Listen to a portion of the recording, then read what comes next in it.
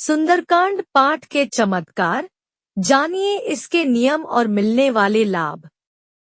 कलयुग के देवता बजरंगबली को प्रसन्न करने के लिए सुंदरकांड सरल और सटीक माध्यम है। सुंदरकांड रामचरितमानस का एक अध्याय है जिसे गोस्वामी तुलसीदास ने लिखा है। इसका नियमित रूप से पाठ करने से बुराइयों को दूर करने, मार्ग में आने वाली बाधाओं को दूर करने में मदद मिलती है और यह सुख और समृद्धि के साथ श्रेष्ठ बनती है। सुंदरकांड एक ऐसा पाठ है जिसमें काम के सफल होने की का वर्णन है जो भक्त द्वारा संपन्न होता है।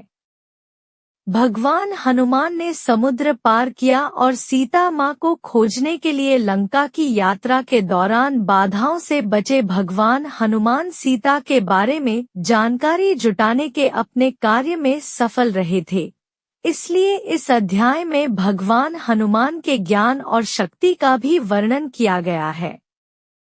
सुंदरकांड पाठ के नियम। सुंदरकांड का रोज पाठ करना हर प्रकार से लाभदायक होता है। इसके अनंत लाभ हैं, लेकिन यह पाठ तभी फलदायी होता है जब निर्धारित विधि विधानों का पालन किया जाए। सुंदरकांड का पाठ करने से पहले कुछ बातों का ध्यान रखना चाहिए। पाठ स्नान और स्वच्छ वस्त्र धारण करके करना चाहिए। सुंदरकांड का पाठ सुबह या शाम के 4 बजे के बाद करें। दोपहर में 12 बजे के बाद पाठ न करें। पाठ करने से पहले चौकी पर हनुमान जी की फोटो अथवा मूर्ति रखें। घी का दिया जलाएं। भोग के लिए फल, गुड़चना, लड्डू या कोई भी मिष्ठान अर्पित करें। पाठ के बीच में न उठें, न ही किसी से बोलें। सुंदरकांड प्रारंभ करने के पहले हनुमान जी व भगवान रामचंद्र जी का आवाहन जरूर करें। जब सुंदरकांड समाप्त हो जाए तो भगवान को भोग लगाकर आरती करें। तत्पश्चात उनकी विदाई भी करें। 21 दिन तक लगातार सुंदरकांड का पाठ। सुंदरकांड का लगातार 21 दिन पाठ करने के नियम है कि सुंदरकांड का पाठ अपनी इच्छा अनुसार 11, 21, 31 या 41 दिन तक कर सकते हैं और सबके नियम समान हैं। सबसे पहले हनुमान जी की प्रतिमा अपने सामने स्थापित करें। आप भी किसी शुद्ध आसन पर बैठ जाए तथा स्नान आदि करने के बाद ही यह कार्य शुरू करें। हनुमान जी की प्रतिमा स्थापित करने के पश्चात शुद्ध घी का दीपक जलाए तथा हनुमान जी के चरणों में 7 पीपल के पत्ते अर्पित करें।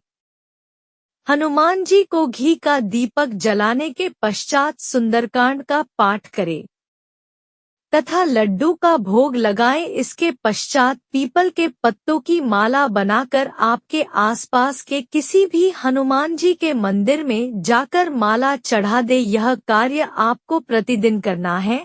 जब आपका अनुष्ठान पूर्ण हो जाए इसके पश्चात हवन आदि जरूर करवाएं। 21 दिन तक करनी है।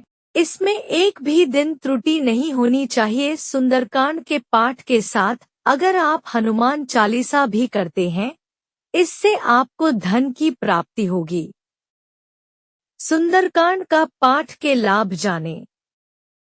जीवन में किसी प्रकार की समस्या उत्पन्न होती है तो आप संकल्प लेकर लगातार सुंदरकांड का पाठ करें। सुंदरकांड पाठ से एक नहीं बल्कि अनेक सैकड़ों समस्याओं का समाधान तुरंत मिलने लगता है। श्री राम चरित्र मानस को रचने वाले गोस्वामी तुलसीदास के अनुसार हनुमान जी को जल्द प्रसन्न करने के लिए सुंदरकांड का पाठ एक रामबाण उपाय है। सुंदरकांड पाठ करने वालों के जीवन में खुशियों का संसार होता है और आपका जीवन सुखमय होता है।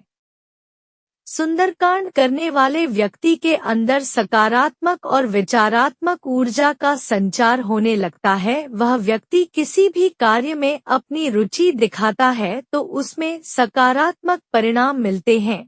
सुंदरकांड का पाठ करने से व्यक्ति के मन से भय जाता रहता है और आत्मविश्वास एवं इच्छा शक्ति प्रबल हो जाती है। साप्ताहिक पाठ करने से गृह क्लेश दूर होता है और परिवार में खुशियां बढ़ती हैं।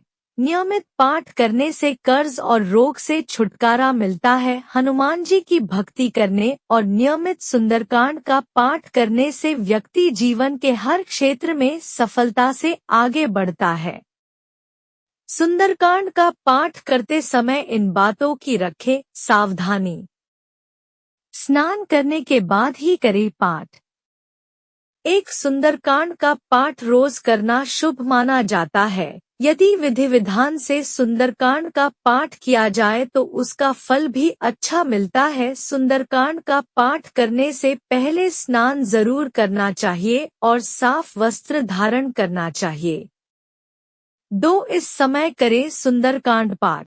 सुंदरकांड का पाठ सुबह या शाम के 4 बजे के बाद ही करना चाहिए। सुंदरकांड का पाठ दोपहर 12 बजे के बाद नहीं करना चाहिए। धार्मिक मान्यता है कि दिन में खुद हनुमान जी प्रभु श्री राम की भक्ति में व्यस्त रहते हैं। 3. घी का दिया जलाए। सुंदरकांड से पहले चौकी पर महावीर हनुमान की फोटो स्थापित करना चाहिए और घी का दिया जलाना चाहिए। महाबली हनुमान को भोग के लिए फल, गुड़चना, लड्डू आदि अर्पित करना चाहिए।